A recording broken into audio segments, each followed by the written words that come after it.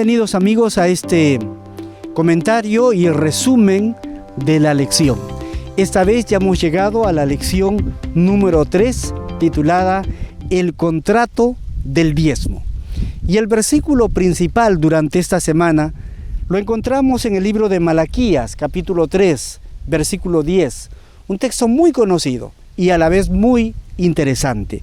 Dice el texto así: traigan todo el diezmo a la tesorería, y hay alimento en mi casa, y pruébenme en esto, dice el Señor Todopoderoso, a ver si no abro la ventana del cielo y vacío sobre ustedes bendición hasta que sobreabunde. El diezmo, mis queridos amigos, es parte del pacto de Dios con el ser humano. Dios prometió derramar bendiciones si somos fieles en la práctica del diezmo. El diezmo no es solo un asunto de dinero, es un asunto también espiritual, que mide mi fe en el Señor, mide el grado de mi vida espiritual al Señor. Si yo le amo a Dios con todo el corazón, si dependo de Él, seré fiel en los diezmos y en las ofrendas. En esta ocasión veremos el tema acerca del diezmo. Veremos un repaso histórico acerca del diezmo. Luego veremos los 3 tipos de diezmos que existían en las Sagradas Escrituras. Y finalmente también veremos lo que significa el alfolí o la tesorería, es decir, a dónde debe ir el diezmo. Ahora empezamos con la primera parte, que es un vistazo histórico sobre el diezmo. La primera vez que se menciona la palabra diezmo en las Sagradas Escrituras, precisamente es en el libro de Génesis, capítulo 14, donde habla de Abraham que entrega el diezmo a Melquisedec. Abraham viene de rescatar a su sobrino Lot de una guerra en Kedorlaomer y viene con un botín de guerra y entrega al sacerdote Melquisedec el diezmo de todo lo que había conseguido. Ahora, la palabra diezmo en el idioma hebreo viene de la palabra naaser en hebreo, que literalmente significa un décimo, una décima parte. Ahora, la primera mención, como ya indicamos, es en el tiempo de Abraham, cuando no existía el pueblo de Israel como tal. No había nación de Israel, no había pueblo hebreo. Estamos en el tiempo del primer patriarca, que es Abraham, que sale de Ur de los Caldeos. Luego, su nieto de Abraham, llamado Jacob, hace un pacto con Dios una noche que duerme en el desierto, cuando sueña con una escalera que sube de la tierra hasta el cielo y bajan los ángeles y suben los ángeles por la escalera.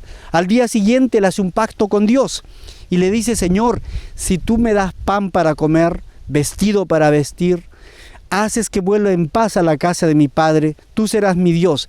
Y de todo, noten esa palabra, de todo lo que me dieres, el diezmo apartaré para ti. Aparentemente durante un tiempo Jacob se olvidó de la práctica del diezmo, pero ahí la restituyó esa práctica como una señal de gratitud hacia el Señor. Más adelante en el libro de Levítico y en el libro de Número se establece la práctica del diezmo y el Señor dice que es cosa santa dedicada a Jehová, cosa sagrada, cosa santa, esa décima parte. Y en el pueblo de Dios, en el Antiguo Testamento, se practicó el diezmo de manera regular. Algunas épocas se olvidaban del diezmo y en tiempo de Esdras y de Nehemías se empezó a restituir otra vez la práctica del diezmo.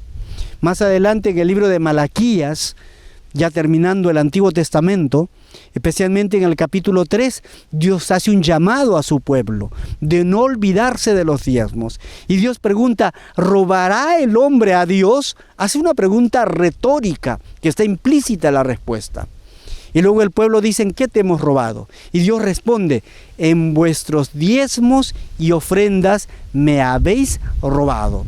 Luego en el versículo 10, Malaquías 3:10, el Señor hace una invitación, dice: traed todos los diezmos al alfolí y haya alimento en mi casa, y probadme ahora en esto, si no os abriré la ventana de los cielos, derramaré bendición hasta que sobreabunde. En el Nuevo Testamento se practica también el diezmo, porque en nuestra Biblia hay una división entre el Antiguo y Nuevo Testamento, hay una página que divide, que dice Antiguo Testamento. Pero en la historia no fue así, la historia fue consecutiva, no había ninguna división. Se toma el nacimiento de Cristo como el inicio del Nuevo Testamento, pero los hechos históricos son consecutivos. El pueblo de Israel obedecía el mandato del diezmo de una manera muy regular. Y Jesús, en Mateo 23, hablando de los judíos, les dice: diezman en el eldo y el comino, lo más pequeño, pero se olvidan de la misericordia, de la justicia, del amor. Y Cristo dice: esto era necesario hacer sin dejar de hacer aquello. O sea, tenían que practicar el diezmo, estaba bien, pero no olvidarse de la misericordia, de la justicia, del amor, no olvidarse de ello.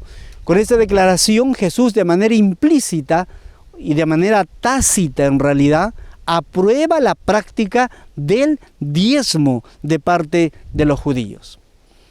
La última mención directa a la palabra diezmo en las Sagradas Escrituras la encontramos en el libro de Hebreos. El libro de Hebreos menciona de una manera directa la palabra diezmo.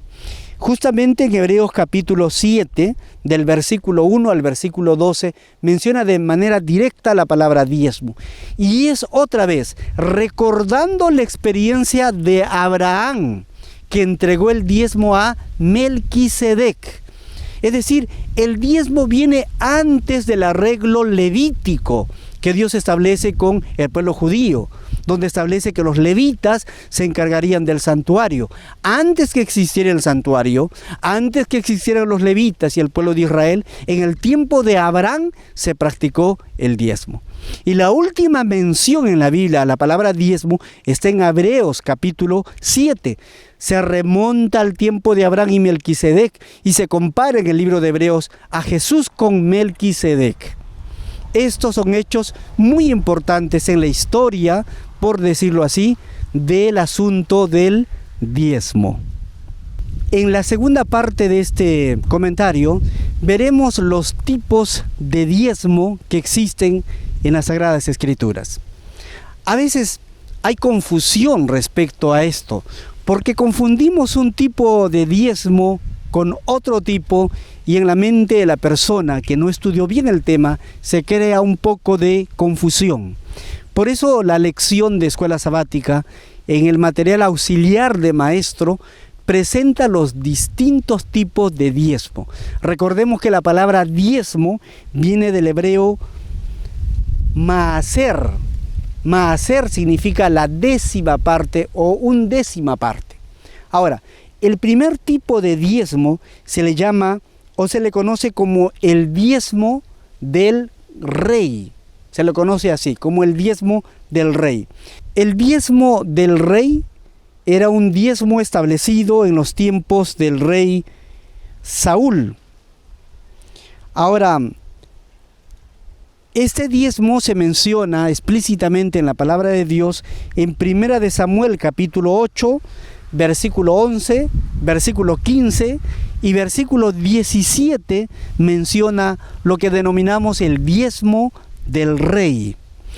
Este diezmo no formaba parte del pacto y cesó con el final de la monarquía judía. Este tipo de diezmo, el diezmo del rey, no formaba parte del pacto y terminó cuando terminó la monarquía judía, es decir, el reinado, el periodo de los reyes judíos. También cesó este tipo de diezmo, que es denominado el diezmo del rey. El segundo diezmo es el que se conoce como justamente segundo diezmo, con esa palabra, segundo diezmo. Esto viene de la palabra hebrea maaser sheni. Este diezmo terminó con la destrucción del templo y de la nación de Israel. Cuando el templo se destruyó, cuando desapareció Israel como nación, también este diezmo, denominado el segundo diezmo, desapareció. Dejó de estar en uso, ya que dependía del ciclo de 7 años. Este segundo diezmo dependía del ciclo de 7 años. Los textos bíblicos que nos ayudan a comprender este segundo diezmo se encuentran en textos tales como Deuteronomio 14, 22 al 29, Deuteronomio 15, 1, Deuteronomio 26, versículo 12, que comenzó solo cuando los israelitas entraron en la tierra prometida. Es decir, este segundo diezmo dependía del ciclo de 7 años. Los israelitas anualmente debían subir al templo, una vez, es decir, una vez al año debían subir al templo. Y ese tipo de diezmo dependía del ciclo de 7 años. Y este diezmo terminó con la destrucción del templo y de la nación de Israel como tal. El segundo diezmo lo gastaba la familia en la visita anual del santuario. Es decir, cuando una vez al año iba una familia a visitar el templo, gastaba allí ese diezmo.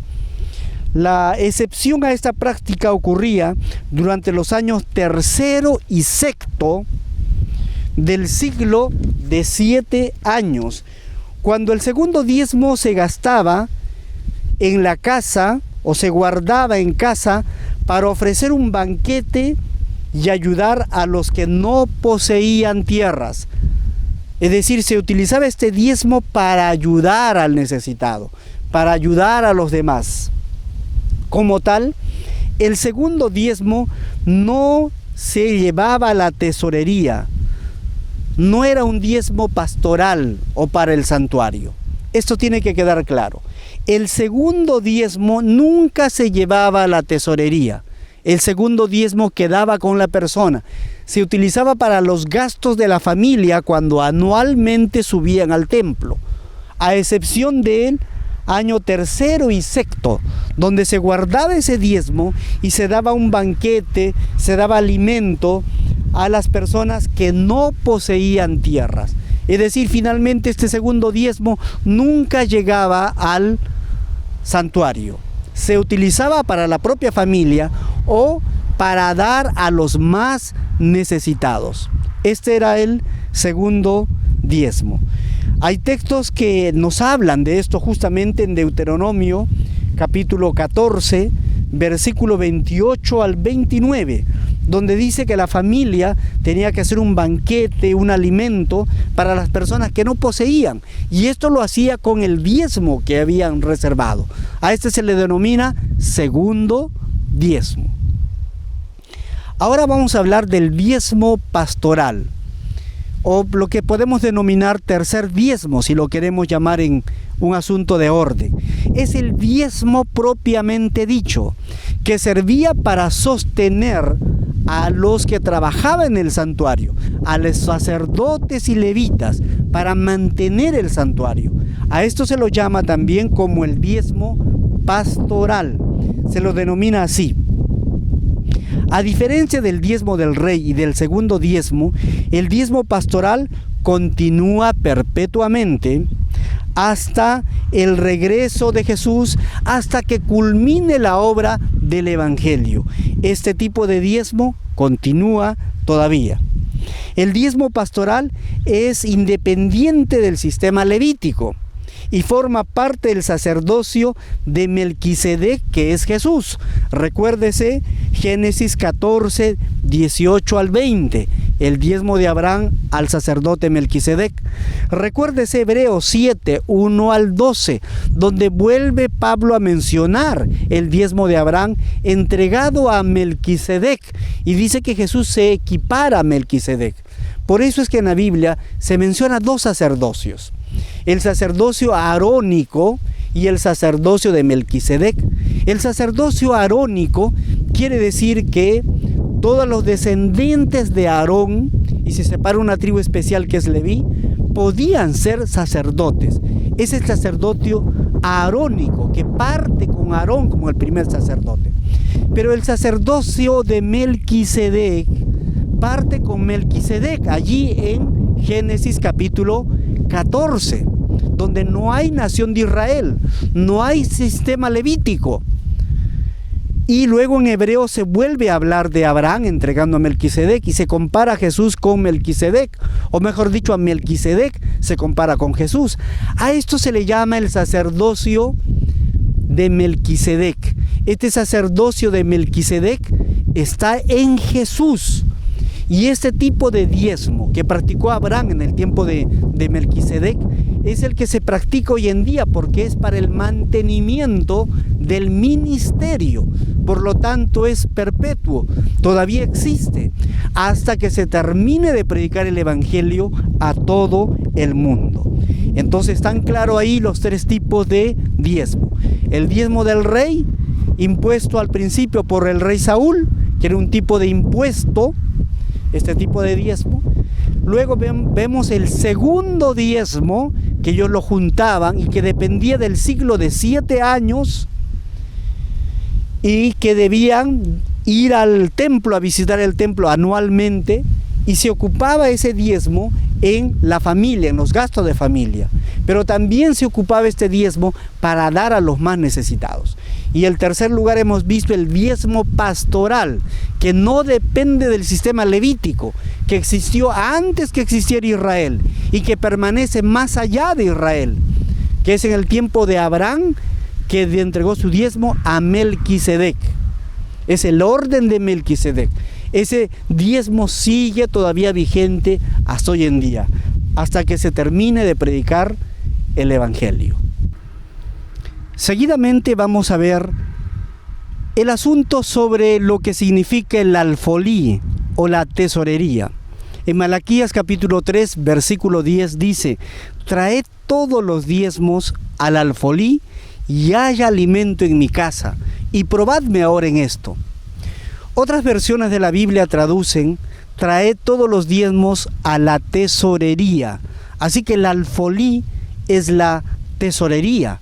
Ahora vamos a comentar brevemente dónde debe entregarse el diezmo. Según la palabra de Dios, debe llevarse al alfolí, es decir, a la tesorería. Tesorería significa más que un mero lugar de depósito. La tesorería es un sistema administrativo y financiero de gestión del santuario que se restableció en la época del rey Ezequías, después de la apostasía de sus predecesores. Por ejemplo, puede verse esto en Segunda de Crónicas, el capítulo 31. Nehemías restauró este mismo sistema.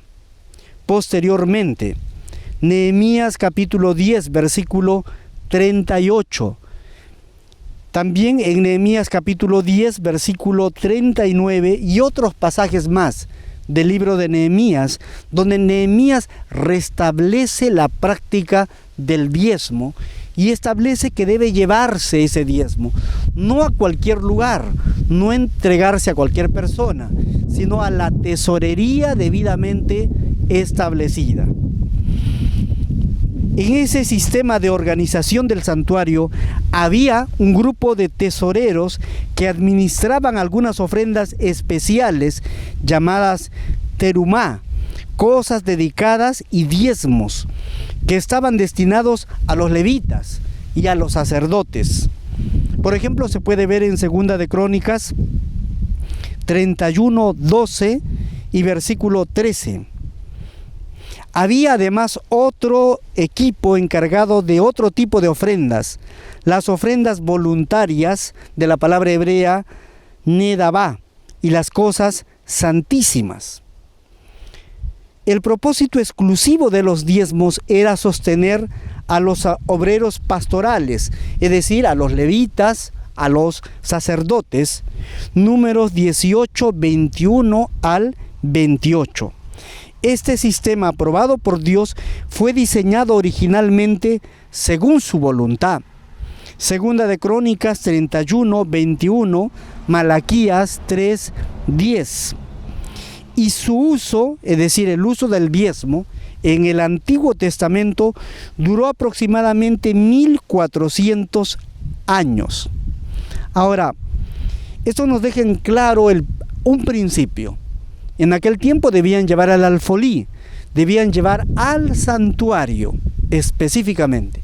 Acá hay un principio. Hoy en día no existe un santuario literal, pero el principio es que tenemos que llevar nuestros diezmos y ofrendas al lugar designado, al lugar específicamente establecido. Y en la iglesia adventista se lleva nuestros diezmos a la iglesia local. Luego se entrega a la misión o asociación. Luego a la unión. Y la unión a las divisiones. Es decir, este es el orden establecido dentro de la iglesia adventista para mantener el orden, para mantener el principio que está en la palabra de Dios, que dice: llevad al alfolí, llevad al santuario, no a cualquier otro lugar.